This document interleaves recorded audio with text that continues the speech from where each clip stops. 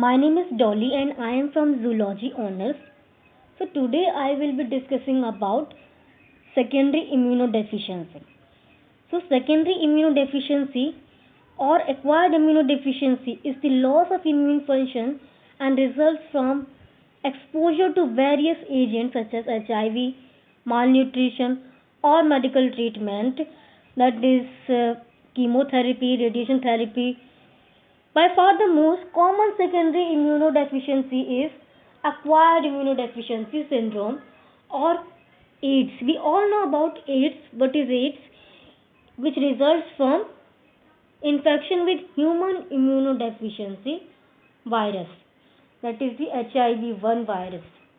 HIV-1 belongs to the retrovirus family. AIDS is acquired immunodeficiency syndrome. Syndrome is the basket of disease. AIDS is severe malnutrition affecting both innate and adaptive immunity. HIV/AIDS has claimed millions of lives worldwide.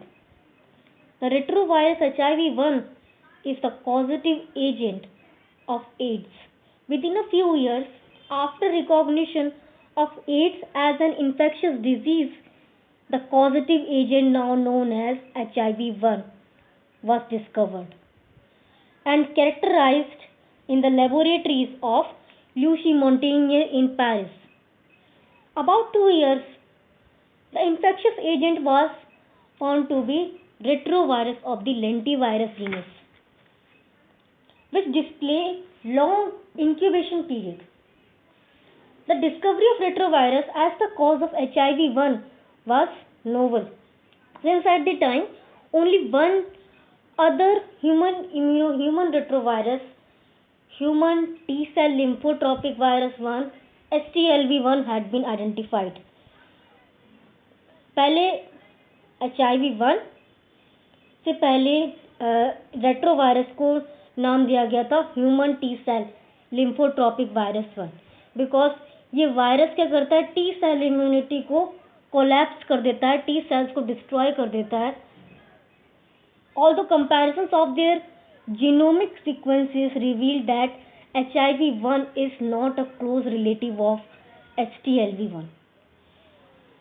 Similarities in overall characteristics led to use of the name HTLV-3. पर HIV-1 की जो similarities थी HTLV-1 से इतनी नहीं थी जितनी HTLV-3 से थी. इसलिए HTLV-3 को एड्स वायरस अर्ली रिपोर्ट्स में बताया गया था. देन आगे लेटर एक्सपेरिमेंट्स करने के बाद पता चला कि HIV-1 जो है मेन पॉजिटिव एजेंट है एड्स के लिए.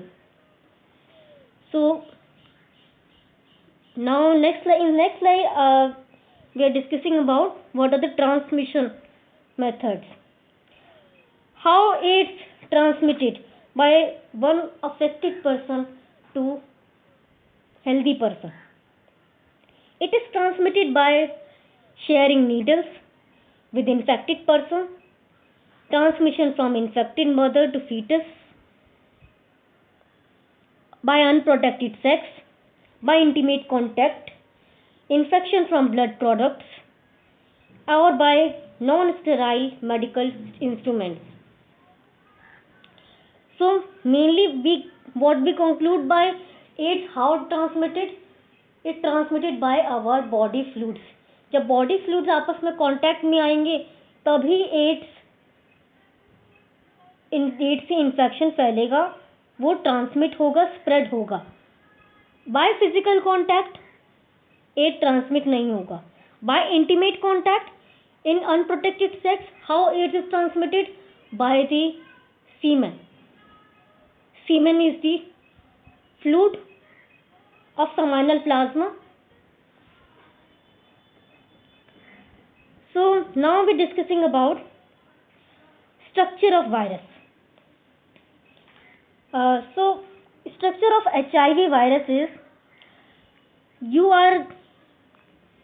as you can see here, this is the retrovirus HIV. Each virion is the viral particle. Each virion carries 72 glycoprotein projections. As you see here, these projections, these are the glycoproteins projection, composed of GP120 and GP41. GP41 is a transmembrane molecule. Transmembrane molecule में transmembrane में membrane में वो attached होंगे, that crosses the lipid bilayer of the viral envelope. GP120 is associated with GP41. ये GP41 है blue colour का, और ये ऑरेंज कलर का GP120. GP120 जो है GP41 से associated and together they interact with the target receptor. ये दोनों एक साथ टारगेट रिसेप्टर CD4 से इंटरैक्ट करेंगे, और CD4 पे जो दो को रिसेप्टर प्रेजेंट हैं, CXCR4 एंड CCR5, ये दोनों कहाँ प्रेजेंट है? रिसेप्टर होस्ट सेल पर प्रेजेंट है. उसको इन्फेक्ट करने के लिए इनको इस प्रोटीन से टारगेट करना पड़ेगा, इंटरैक्ट करना पड़ेगा. The viral envelope derives from the host cell and contains some host cell membrane. जो वायरल एनवेलप है उसमें उसके पास होस्ट सेल की मेम्ब्रेन है, उसके पास खुद की मेम्ब्रेन नहीं है. जो होस्ट सेल की मेम्ब्रेन उसने ऑक्यूपाई की है वही वायरल एनवेलप है. It including class 1 and class 2 MHC molecule. What is MHC? Major histocompatibility complex. Within the envelope is the viral matrix. You will see here the viral matrix P17. P17 is the viral matrix and the core is present, और nucleocapsid P24. ये capsid present है yellow colour का, ये virus का है, ये virus का part है ये कैप्सिड, और ये ग्रीन कलर का मैट्रिक्स है, वायरल मैट्रिक्स. इस कैप्सिड के अंदर ये कैप्सिड किससे बना हुआ है? P24 प्रोटीन से बना हुआ है. द HIV जीनोम, HIV के जीनोम में क्या क्या है? 2 copies of single stranded RNA, 2 copy present है सिंगल स्ट्रैंडेड RNA की, which are associated with 2 molecules of reverse transcriptase, जिसमें 2 मॉलिक्यूल्स प्रेजेंट है रिवर्स ट्रांसक्रिप्टेज के, that is P64 plus P10 plus P10. What is P10? P10 is the protease enzyme. The red one is the protease enzyme P10, and this pink one is the reverse transcriptase P64 and P32 and integrase. यानी virus अपने साथ सारा सामान लेके चल रहा है, सारे प्रोटीन्स, अपना RNA, अपना सिंगल स्ट्रैंडेड RNA, अपना एंजाइम रिवर्स ट्रांसक्रिप्टेज के लिए, अपना प्रोटीएज लेके चल रहा है, अपना इंटीग्रेज लेके चल रहा है, अपने MHC मॉलिक्यूल लेके चल रहा है. बस उसने होस्ट सेल से क्या लेना है? उसकी मेम्ब्रेन लेनी है. So this is the structure of HIV virus. I hope it is clear. Then move to the genome of the virus. As you can see here, genome of the HIV-1 is diploid. Diploid, as you know, what is diploid? Diploid means 2 set of chromosome is present in the genome. This is 2n. HIV-1 carries 3 structural genes. HIV-1 के genome में 3 structural genes हैं, GAG, POL and ENV. As you can see here, GAG, POL and ENV. ये 3 structural gene present है and 6 regulatory और accessory genes present हैं, that is TAT, REV, NEF, VIF, VPR and VPU. These are 6 regulatory or accessory genes. The 3 major genes, GAG, POL and ENV, these are structural genes. They encode polypeptide precursors. ये polypeptide precursor की तरह act करेंगे, that are cleave to yield the nucleocapsid core proteins. ये nucleocapsid के core proteins को काट देंगे, cleave करेंगे, required for replication into envelope core proteins, ताकि एनवेलप के अंदर यहाँ जो कोर प्रोटीन्स प्रेजेंट है ये यहाँ से बाहर निकले, नए वायरियंस बनाएं, इस वायरस को मल्टीप्लाई करें. ये अपने जीनोम को डबल करेगा, मल्टीप्लाई करेगा अपना नंबर इंक्रीज करेगा होस्ट के बॉडी सेल्स में, जिसकी वजह से T cell immunity, cell mediated immunity collapse कर जाएगी। Of the remaining 6 genes, 3 TAT, REV and NEF encode regulatory proteins. जो 6 रेगुलेटरी और एक्सेसरी जीन प्रेजेंट है उनमें से 3 जो जीन है TAT, REV एंड NEF, ये रेगुलेटरी प्रोटीन्स को इनकोड करेंगे, जिनका रोल क्या है, एक्सप्रेशन को कंट्रोल करना, that play a role in controlling expression. And another 2 genes are VIF and VPU. These encode proteins required for virion maturation. Virion यानी जो वायरल पार्टिकल है उसके मैचुरेशन में हेल्प करेगा। एंड लास्ट जीन जो बचा है हमारा VPR, VPR gene encodes a weak transcriptional activator. एक वीक ट्रांसक्रिप्शनल एक्टिवेटर चाहिए, इस सारी प्रोसेस होने के लिए ट्रांसक्रिप्शन फैक्टर चाहिए होता है, ट्रांसक्रिप्शनल एक्टिवेटर चाहिए हमें, वो इसमें हेल्प करेगा। As you can see here, there is a sequence 5' LTR and see here 3' LTR. So what is this LTR? LTR means long terminal repeat. The 5' long terminal repeat contains sequences to which various regulatory proteins binds. इसी सारे regulatory proteins, जो 6 regulatory proteins हमने पढ़े, ये सारे इससे bind हो सके। So move to the next slide.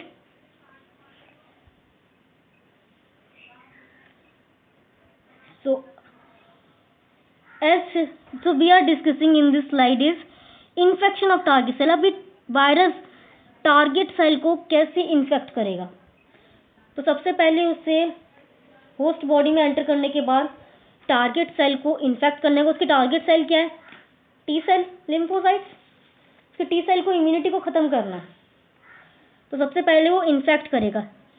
This is the target cell, ये टारगेट सेल है, ये वायरस, ये रेट्रोवायरस है HIV। तो this is the life cycle of HIV। तो first we discuss the infection of target cell. सबसे पहले HIV क्या करेगा, HIV का GP120 प्रोटीन बाइंड करेगा। ये CD4 रिसेप्टर प्रेजेंट है, इस CD4 रिसेप्टर पे 2 को रिसेप्टर प्रेजेंट हैं, CXCR4 और CCR5। ये दोनों क्या है, कीमोकाइन receptor. These receptors are called chemokine receptors। तो फर्स्ट सबसे पहले क्या हुआ, ये HIV GP120 binds to CD4 on target cell। Then second step में क्या होगा, HIV GP41 बाइंड करेगा कीमोकाइन रिसेप्टर से CXCR4 और CCR5 and fuses with the target cell membrane. और टारगेट सेल मेम्ब्रेन के साथ फ्यूज कर गया। जब उसके पास जो भी प्रेजेंट था उसके जीनोम में, तब उसने टारगेट सेल के अंदर डाल दिया। न्यूक्लियोकैप्सिड, थर्ड स्टेप में क्या हुआ, nucleocapsid containing viral genome and enzymes enters the cell. सब कुछ सेल के अंदर एंटर कर चुका है। Viral genome and enzymes are released. What is viral genome, जो सिंगल स्ट्रैंडेड RNA प्रेजेंट था, और एंजाइम्स क्या प्रेजेंट थे, रिवर्स ट्रांसक्रिप्टेज प्रेजेंट था, प्रोटीएज प्रेजेंट था, इंटीग्रेज प्रेजेंट था। ठीक है, तो viral genome and enzymes are released following removal of core proteins. Viral reverse transcriptase catalysis, viral का रिवर्स ट्रांसक्रिप्टेज एंजाइम फंक्शन में आएगा, कैटालाइज करेगा उसके सिंगल स्ट्रैंडेड RNA को, RNA के टेम्पलेट पे DNA का हाइब्रिड बनाएगा, RNA DNA हाइब्रिड फॉर्म करेगा, RNA DNA हाइब्रिड फॉर्म होगा, HIV का डबल स्ट्रैंडेड DNA प्रेजेंट होगा, डबल स्ट्रैंडेड DNA बनेगा। किसने बनाया, रिवर्स ट्रांसक्रिप्टेज ने बनाया। Original RNA template is partially degraded by ribonuclease H followed by synthesis of second DNA strand to yield HIV double stranded DNA। The viral double-stranded DNA is then translocated to the nucleus. This is the nucleus of the host cell. अभी वायरस का double standard DNA host cell के nucleus में enter करेगा and integrated into the host chromosomal DNA. और host का अपना जो क्रोमोसोमल डीएनए था उसके साथ इंटीग्रेट करेगा। वो इंटीग्रेट किसकी हेल्प से करेगा? उसके लिए भी एंजाइम चाहिए, उसके लिए भी एंजाइम वायरस अपने साथ कैरी कर रहा था, दैट इज द इंटीग्रेस। इंटीग्रेट होने के लिए इंटीग्रेस एंजाइम चाहिए। तो क्रोमोसोमल डीएनए के साथ इंटीग्रेट होने के लिए इंटीग्रेस एंजाइम यूज किया, वायरल इंटीग्रेस एंजाइम। तो अब यहाँ प्रोवायरस बन गया। तो इन्फेक्शन ऑफ टारगेट सेल हो गया। अब टारगेट सेल इन्फेक्ट हो चुकी है। तो अब नेक्स्ट स्टेप है उसकी लाइफ साइकिल का एक्टिवेशन ऑफ प्रोवायरस। अब प्रोवायरस को कैसे एक्टिवेट करना है? जो प्रोवायरस उसके न्यूक्लियस में, होस्ट सेल के न्यूक्लियस में बन चुका है, अब वो एक्टिवेट कैसे होगा? अब एक्टिवेट करने के लिए क्या चाहिए? ट्रांसक्रिप्शन फैक्टर चाहिए, ट्रांसक्रिप्शन एक्टिवेटर चाहिए। तो इन द फर्स्ट स्टेप क्या होगा? Transcription factors stimulate transcription of proviral DNA into genomic single stranded RNA and after processing several mRNAs form हो जाएंगे प्रोसेसिंग के बाद। फिर viral RNA is exported to cytoplasm. अब न्यूक्लियस से बाहर निकल के वायरल RNA साइटोप्लाज्म में पहुंच चुका है। सिंगल स्ट्रैंडेड RNA साइटोप्लाज्म में एंटर करेगा। हियर होस्ट सेल राइबोसोम, यहाँ जो होस्ट सेल के राइबोसोम्स प्रेजेंट हैं वो इसके सिंथेसिस को कैटालाइज करेंगे। अब ये वायरल सिंगल स्ट्रैंडेड आरएनए था, इस वायरल सिंगल स्ट्रैंडेड आरएनए से होस्ट सेल के राइबोसोम्स वायरस के लिए प्रोटीन बनाएंगे और वो प्रोटीन क्या होगा? Viral precursor protein. अब वायरस के पास अपना प्रोटीएज एंजाइम भी था। वायरल प्रोटीएज क्या करेगा? Viral protease cleave precursors into viral proteins. अब जो वायरल प्रिकर्सर प्रोटीन्स बनेंगे, इन प्रिकर्सर्स को तोड़ दिए वायरल प्रिकर्सर प्रोटीन्स में, प्रोटीन्स बना दिया, वायरल प्रोटीन बना दिया। Here HIV single stranded RNA and proteins assemble beneath the host cell membrane into which GP41 and GP120 insert किए गए। अब मेम्ब्रेन बर्ड आउट होगी फॉर्मिंग द वायरल एनवेलप। अब जब मेम्ब्रेन बर्ड आउट होगी तो किसका मेम्ब्रेन लेगी? होस्ट सेल का मेम्ब्रेन लेगी। तो वायरस के ऊपर ऑटोमेटिकली उसकी सेल मेम्ब्रेन होस्ट सेल की मेम्ब्रेन बन जाएगी। तो ह्यूमन बॉडी रिकॉग्नाइज ही नहीं कर पाएगी, ह्यूमन इम्यून सिस्टम रिकॉग्नाइज नहीं कर पाएगा कि बॉडी के अंदर कोई फॉरेन पार्टिकल प्रेजेंट है या वायरस प्रेजेंट है। Release viral particle complete maturation, जैसे ही कंप्लीटली मैच्योर हो जाएगा वायरस पार्टिकल को रिलीज कर देंगे। And incorporated precursor proteins are cleaved. अच्छा, यहाँ पे जो कुछ प्रोटीन्स बच जाएंगे उनको वहाँ पे जो प्रोटीएज प्रेजेंट है उन्हें डाइजेस्ट करके खत्म कर देगा।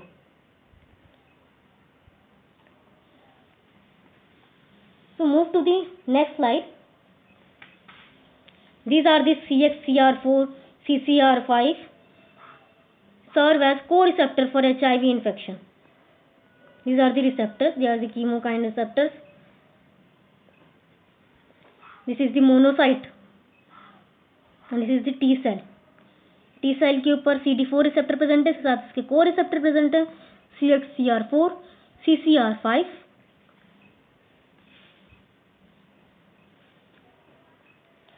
So move to the next slide. There are some potential targets for therapeutics.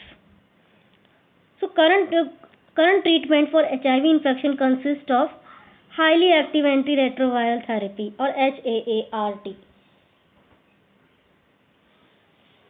So there is currently no publicly available vaccine or cure for HIV or AIDS. Current treatment for HIV infection consists of highly active antiretroviral therapy or HAART. Current HAART options are combinations or cocktails consisting of at least 3 drugs belonging to at least two types or classes of antiretroviral agents. One study suggests the average life expectancy of an HIV infected individual is 32 years.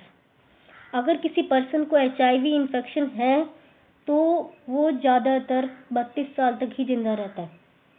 32 साल यानी ऐसा नहीं कि उस 32 साल की as में अगर उसे इन्फेक्शन होता है वो तभी उसकी डेथ हो जाएगी, ऐसा नहीं होगा। जिस टाइम पे उसको इन्फेक्शन हुआ है उस टाइम के बाद 32 इयर्स तक ही वो जिंदा रह सकता है। तो if treatment is started when the CD4 count is 350 पर माइक्रोलीटर, अगर ट्रीटमेंट तब स्टार्ट हो जाता है जब CD4 का काउंट, CD4 रिसेप्टर्स जिनके साथ वायरस बाइंड कर रहा था, वायरस को बाइंड करने के लिए CD4 का रिसेप्टर चाहिए, अगर CD4 का काउंट 350 पर माइक्रोलीटर प्रेजेंट है तब तक अगर ट्रीटमेंट स्टार्ट हो जाता है तो इंडिविजुअल 32 साल तक जिंदा रह सकता है। In the absence of HAART, progression from HIV infection to AIDS has been observed to occur at a median of between 9 to 10 years, and the median survival time after developing AIDS is only 9.2 months. So this is, we talk about treatment.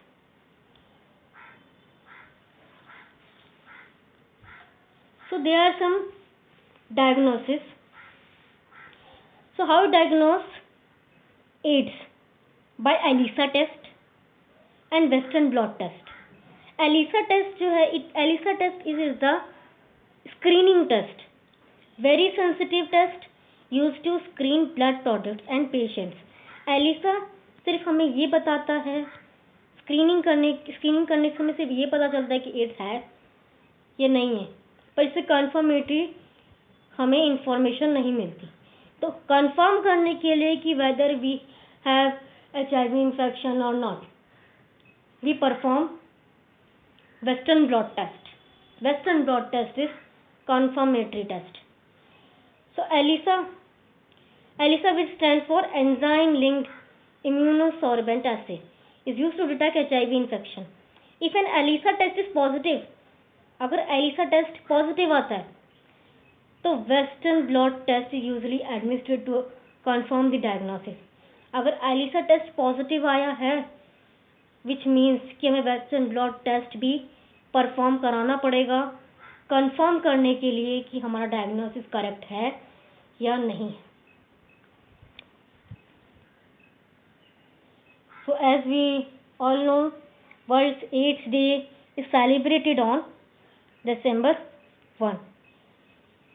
I hope the topic of secondary immunodeficiency is clear. Thank you for listening.